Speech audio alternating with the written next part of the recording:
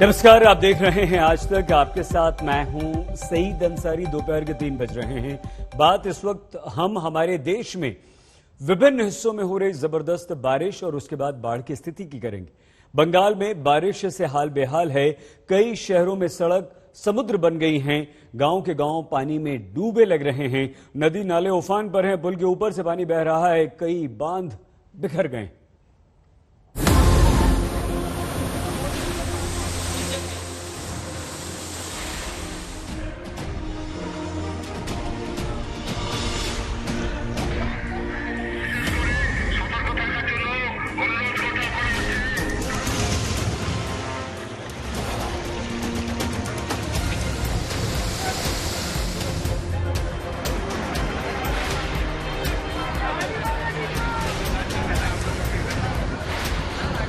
बंगाल में आसमान से आफत बरस रही है। कई शहर, कई बस्तियां, कई गांव लबालब हैं। दूर दूर तक पानी ही पानी नजर आता है, मानो इलाके में समंदर आ गया हो।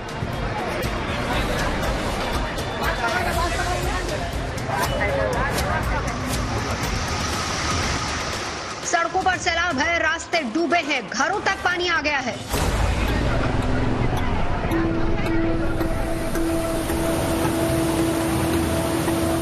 नदियों में इस कदर उफान है कि वो डैम तोड़कर गांव में कहर बरपा रही है।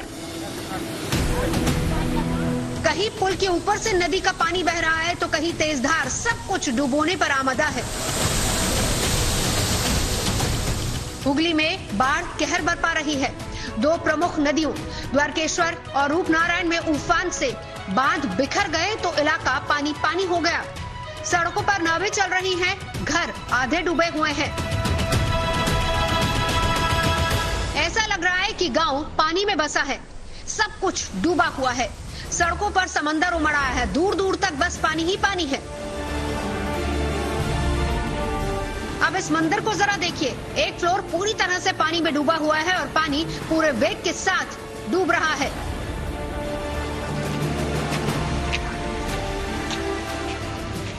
वेस्ट मिदनापुर नदी का पानी सड़कों पर आ गया।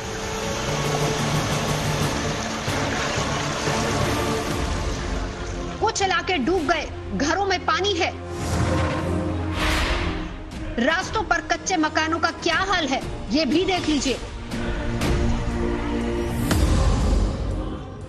बीरभूम के कंदारकुलू गांव में पूरी तरह से पानी का कब्जा है।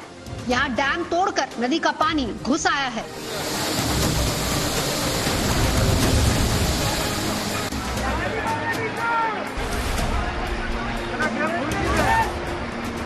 आसनसोल का हाल देखिए, गौरी नदी पुल के ऊपर आ चुकी है और रेलिंग के बीच से घुसता पानी झरने की शक्ल ले रहा है।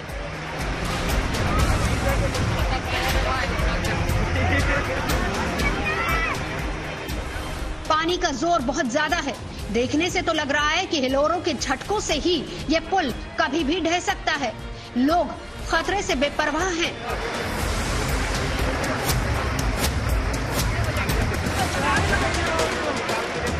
नदी के किनारे घनी बस्ती बसी हुई है। बस्ती के दूसरी ओर लोग पैदल चलकर नदी पार कर रहे हैं, लेकिन अब यहाँ समंदर उछाल मार रहा है। दूर दूर तक मकानों की पहली मंजिल पानी में डूब चुकी है। पानी अंदर घुस आया है तो लोगों ने ऊपरी मंजिल पर ही शरण ले ली। जिनके पास ये विकल्प नहीं है वो लबालब सड़कों पर ही उतर आए।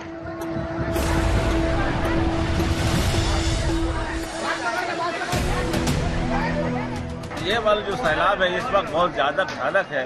नदी किनारे के तमाम लोग अपने अपने घर बार छोड़ करके सामान जान बचा करके बाहर सब लोग हमारे स्कूल हुआ, मदरसा दीनिया हुआ, लाइब्रेरी हुआ, जो अभी उनको वहाँ पर लोग जो है बने रह रहे हैं। तो हालात ये है कि बने लोग बहुत बुरी तरह से इस वक्त सैलाब के जद में है।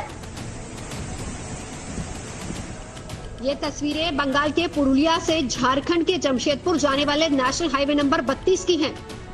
कुमारी नदी की धार हाईवे के ऊपर तक आ पहुंची है और सड़क पर पानी के सिवा कुछ और नजर नहीं आता। 2 दिन की बारिश के बाद हाईवे पर सैलाब बह रहा है, जिसने राष्ट्रीय राजमार्ग पर आवाजाही पर रोक लगा दी है।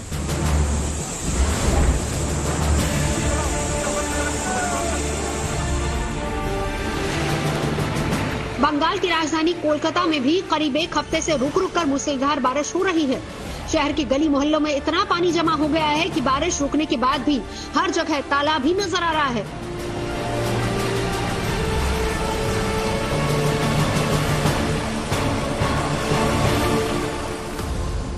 मकानों के भीतर पानी घुस चुका है, लोग परेशान हैं। बारिश थमी है लेकिन मुसीबत नहीं। आने वाले दिनों में हालात और बिगड़ सकते हैं। मौसम विभाग ने कोलकाता समेत पश्चिम बंगाल के कई इलाकों में भारी बारिश का अनुमान जताया है। हुगली से भोलेनाथ, कोलकाता से अनुपम मिश्र और सूर्यागिरी के साथ आज तक ब्यूरो। बंगाल में बारिश से बुरा हाल है तो उधर पूर्व से पश्चिम तक रांची से बारा तक बारिश, बाढ़ और बर्बादी के दृश्य दिखाई दे रहे हैं। मूसलाधार बारिश में शहर, गांव, बस्ती तक पानी का कब्जा हो चुका है। नदी, नाले सब लबालब हैं। किनारे तोड़कर सब कुछ डुबोने पर आमादा है।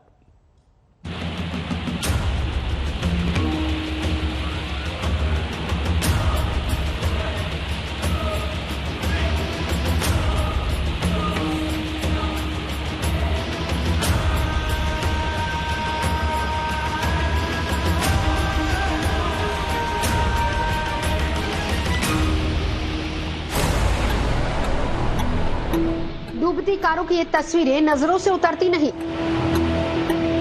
सोसाइटी की पार्किंग में दर्जनों कारें डूब गई, कुछ तो पूरी तरह से पानी में समा गई, तो कुछ की सिर्फ छत ही नजर आ रही है। ये तस्वीरें झारखंड की राजधानी रांची की हैं।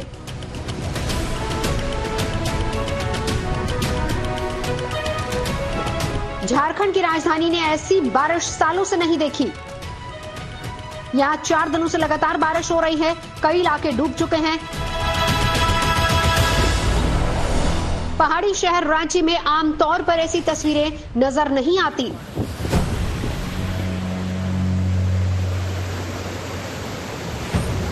रांची में ही उफान पर आई स्वर्णरेखा नदी पार करने की कोशिश में एक युवक तेज धार में बह गया। बचाव टीमों ने कई घंटे की मशक्कत के बाद उसकी तलाश की, लेकिन कोई अता पता नहीं चला। झारखंड की गुमला में कोयल नदी भी उफान पर है। नदी खतरे के निशान से ऊपर बह रही है। नदी का ये रूप बहुत कम दिखता है। प्रशासन ने लोगों से नदी से दूर रहने की अपील की है। 3 दिन की बारिश से बारा बेहाल है।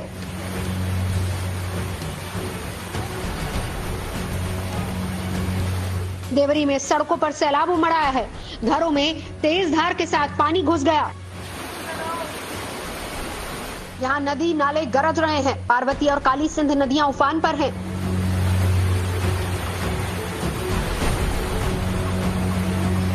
राजस्थान का सीकर शहर भी बारिश से लबालब है। कई इलाकों में पानी भर गया है। घर दुकान तक पानी में आ गए हैं।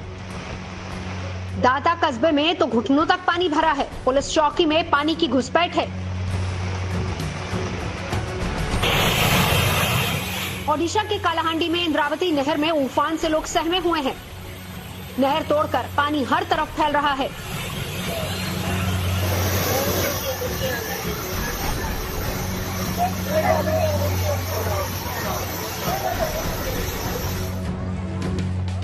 पंजाब के संगरूर में हर तरफ पानी ही पानी है।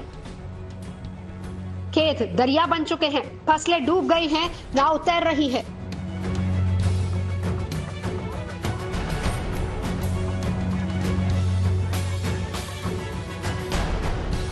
पंजाब के इस इलाके में 2 दिन से बारिश हो रही है। खेतों में 3 से 4 फीट तक पानी है।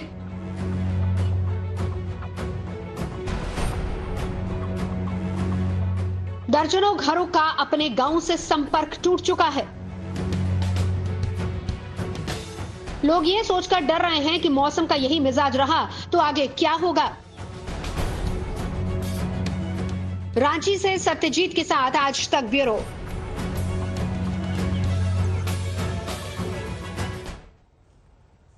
खबर दिल्ली की बारिश की। कुछ ही घंटों की बारिश में एक बार फिर से दिल्ली में पानी ही पानी हो गया।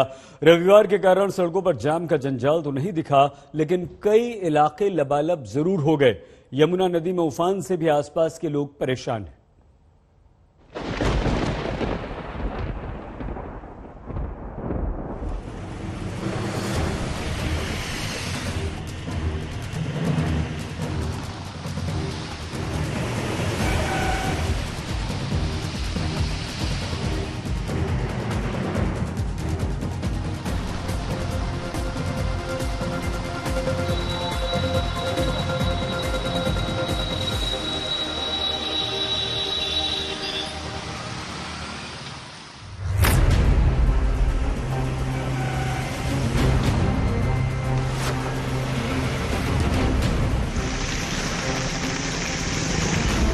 ये है दिल्ली, फिर बारिश, फिर पानी पानी राजधानी, फिर जल जमाव।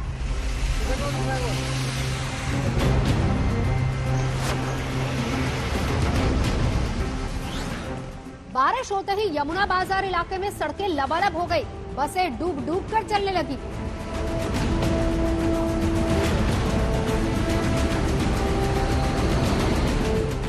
राहत की बात यह है कि आज रविवार है, छुट्टी का दिन है, सड़कों पर गाड़ियां कम हैं, इसीलिए सुबह सुबह ना तो ऑफिस के लिए भागम भाग है और ना ही ट्रैफिक जाम।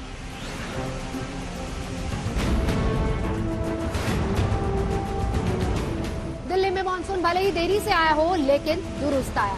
राजधानी में लगातार बारिश हो रही है। मौसम विभाग की माने तो अभी 4 दिनों तक दिल्ली पर यूं ही काले बादल मंडराते रहेंगे। दिल्ली यूं ही भीगती रहेगी। दिल्ली में बारिश लोगों के लिए राहत तो लेकर आती है, लेकिन साथ में लेकर के आती है मुसीबत। जी हाँ, दिल्ली में सुबह से ही जो बारिश का सिलसिला शुरू हुआ है वो लगातार जारी है और इस बारिश के सिलसिले के चलते दिल्ली वालों के लिए एक बार फिर से मुसीबत जो है वो खड़ी होना शुरू हो चुकी है। दिल्ली के तमाम कई इलाके ऐसे हैं जहाँ पर जल भराव की समस्या जो है वो सुबह से ही शुरू हो गई है। कश्मीरी गेट, यमुना बाजार, ITO की ये तस्वीरें आप देखेंगे कि किस तरीके से सड़कों के किनारे धीरे धीरे पानी जो है वो जमना अब शुरू हो चुका है और लगातार इसी तरीके से अगर बारिश कंटिन्यू रहती है तो अगले कुछ घंटों के अंदर ITO और इन तमाम इलाकों के अंदर एक बार फिर से जल भराव की समस्या जो है एक बार फिर से खड़ी हो जाएगी और जो सीधे तौर पर सिविक एजेंसियों पर सवाल खड़े करेगी।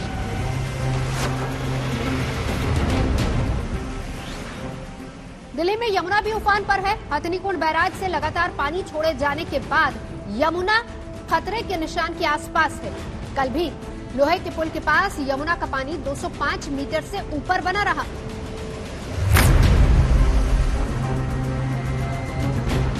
अगर यमुना इसी तरह से रौद्र रूप दिखाती रही तो दिल्ली के निचले इलाकों में बाढ़ का पानी घुस सकता है, कई घर डूब सकते हैं। यमुना का जलस्तर बढ़ता है तो गढ़ी मांडू, उस्मानपुर, वजीराबाद, ITBP, चिल्ला, ओखला के इलाके, सरिता विहार और कालिंदी कुंज के इलाकों में मुसीबत बढ़ सकती है।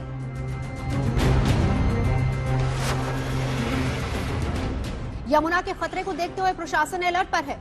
लोगों से भी यमुना के किनारे से दूर रहने की अपील की जा रही है। घाटों पर रहने वाले लोग भी इस संकट से वाकिफ हैं और यही वजह है कि वो खुद भी यमुना के बढ़ते पानी पर नजर बनाए हुए हैं।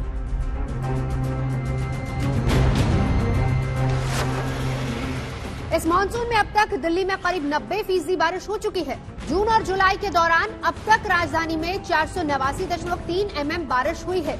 इस वक्त आमतौर पर 231.7 mm बारिश को सामान्य माना जाता है।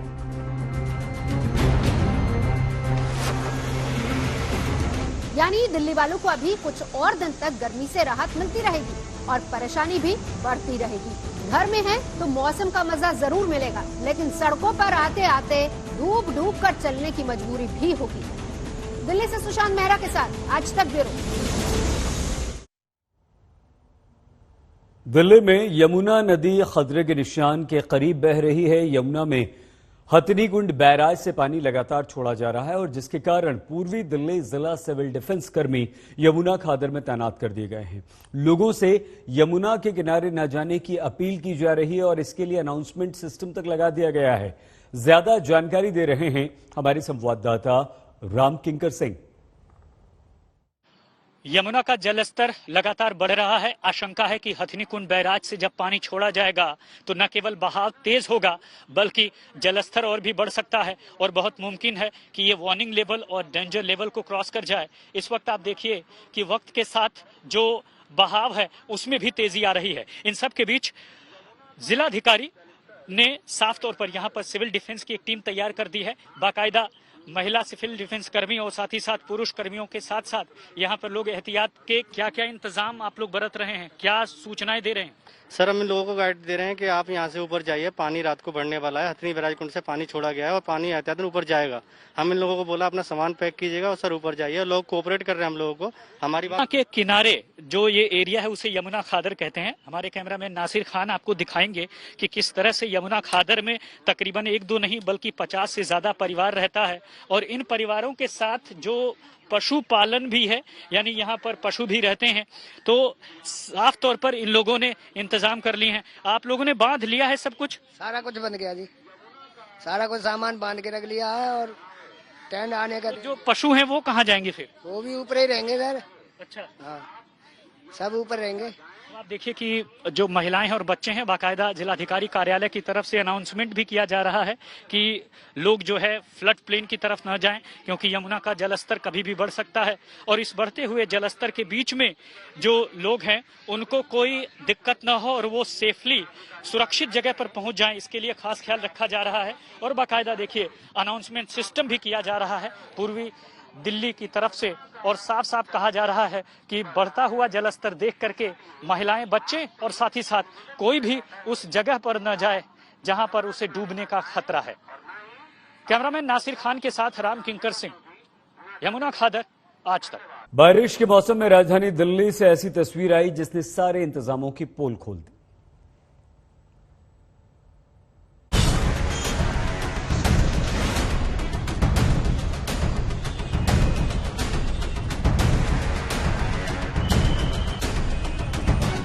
हौज खास जैसा वीआईपी इलाका, आईआईटी की ओर जाने वाली सड़क और इस सड़क पर बन गया है गुफानुमा गड्ढा। बारिश के मौसम के बीच सड़क पर बने इस गड्ढे ने उन सारे दावों की पोल खोलकर रख दी है जो मॉनसून से पहले दिल्ली सरकार और तमाम एजेंसियों की ओर से किए गए। मेन सड़क पर गड्ढा हुआ तो रास्ते पर आवाजाही रोक दी गई और फिर इसकी मरम्मत का काम शुरू किया गया। लेकिन उत्तर प्रदेश के दौरे पर गृह मंत्री अमित शाह, पूरे दिन का व्यस्त कार्यक्रम और इस वक्त शिलान्यास कर रहे हैं गृह मंत्री अमित शाह।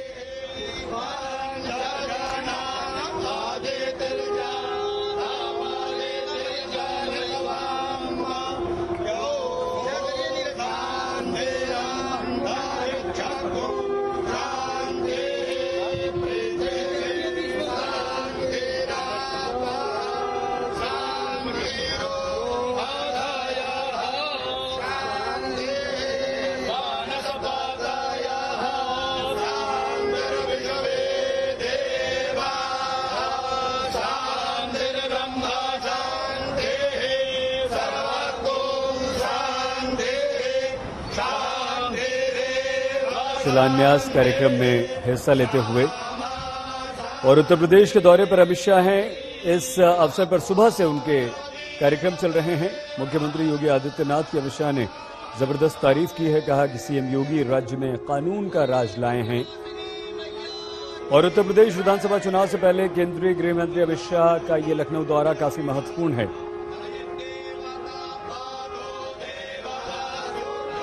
मिर्जापुर, वाराणसी भी जाने का कार्यक्रम है। अमित शाह विंध्याचल कॉरिडोर का इस समय शिलान्यास कर रहे हैं।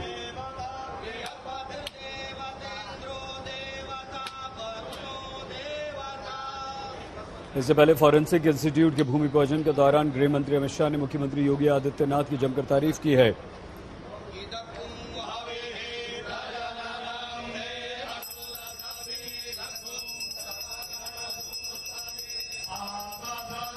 विंध्याचल कॉरिडोर का शिलान्यास। उत्तर प्रदेश को आज कई सारी सौगात मिल रही हैं और उनमें से एक ये काफी महत्वपूर्ण।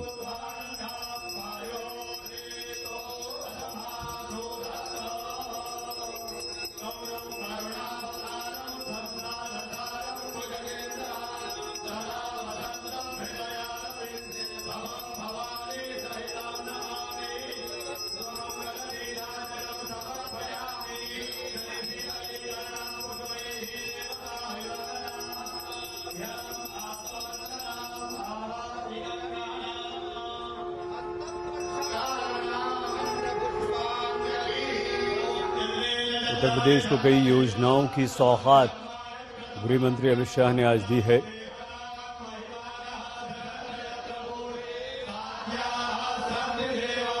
मां विंध्यवासिनी देवी के मंदिर में दर्शन पूजन। मुख्यमंत्री योगी आदित्यनाथ का ये ड्रीम प्रोजेक्ट है, विंध्याचल मंदिर विस्तारीकरण, विंध्य कॉरिडोर जिसको नाम दिया गया है, उसका शिलान्यास इस वक्त गृह मंत्री अमित शाह कर रहे हैं।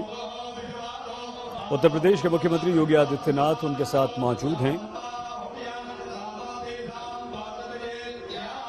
इसके अलावा पूर्वांचल के पहले रोपवे को जनता को समर्पित करने के साथ ही कई अन्य योजनाएं जिनकी सौगात उत्तर प्रदेश को मिल रही है।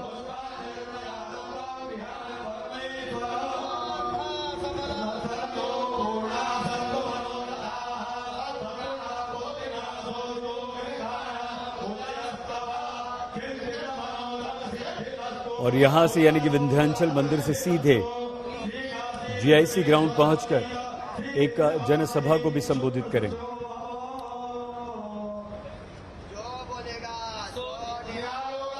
आइए सीधे हम आपको हमारे संवाददाता कुमार अभिषेक के पास इस वक्त लिए चलते हैं। अभिषेक, सुबह से एक के बाद एक दौरा, शिलान्यास, उत्तर प्रदेश को सौगात और यूपी विधानसभा चुनाव से पहले ये दौरा कितना महत्वपूर्ण हो जाता है इन सब चीजों को देखते हुए अभिषेक?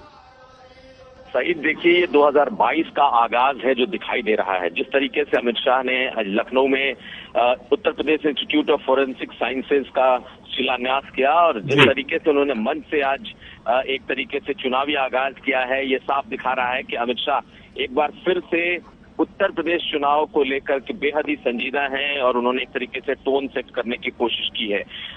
लखनऊ में उनके कार्यक्रम के बाद वो इस वक्त पहुंचे हैं मिर्जापुर में मां विंध्यवासिनी का वो दर्शन कर रहे हैं और जो कॉरिडोर है, विंध्य कॉरिडोर, उसका वो शिलान्यास कर रहे हैं। याद होगा आपको कि कुछ ही महीने के अंदर में काशी कॉरिडोर का उद्घाटन होना है और अभी अमित शाह इस कॉरिडोर का भी उद्घाटन करेंगे और जीआईसी में लोगों को संबोधित करेंगे। मैं ये बता दूं कि अमित शाह लगातार लोगों को संबोधित कर रहे हैं और आज एक दिन का उनका दौरा जितना धार्मिक है, जितना सरकारी है, उतना ही सियासी भी दिखाई दे रहा है। बिल्कुल अभिषेक, ऐसे समय में जब उत्तर प्रदेश में जाति की राजनीति हो रही है, ऐसे समय में जब ब्राह्मण सम्मेलन बहुजन समाज पार्टी की तरफ से और समाजवादी पार्टी की तरफ से आयोजित किए जा रहे हैं, ऐसे में अमित शाह का यह दौरा और उत्तर प्रदेश को कई सारी योजनाओं की सौगात, इसे चुनाव से जोड़कर कैसे देखें? देखिए, जिस तरीके से अब कुछ महीनों का वक्त बचा है और लखनऊ में जिस तरीके से अमित शाह ने साफ साफ कहा है कि 300 प्रचंड बहुमत के साथ बीजेपी दोबारा सत्ता में आने जा रही है। उन्होंने ये भी कहा कि वो चप्पे चप्पे से उत्तर प्रदेश के वाकिफ हैं और लोगों की मनस्थिति भी समझ रहे हैं और जो लोग ये सोचते हैं कि वो सरकार में आने का सपना देख रहे हैं तो वो ये सब चीजें भूल जाएं। जिस तरीके का बॉडी लैंग्वेज, जिस तरीके का चुनावी आगाज दिखाई दे रहा है और जिस तरीके से आज अमित शाह के लगातार कार्यक्रम। ठीक है अभिषेक, बहुत धन्यवाद आपका। आगे और आपसे हम बातचीत करेंगे।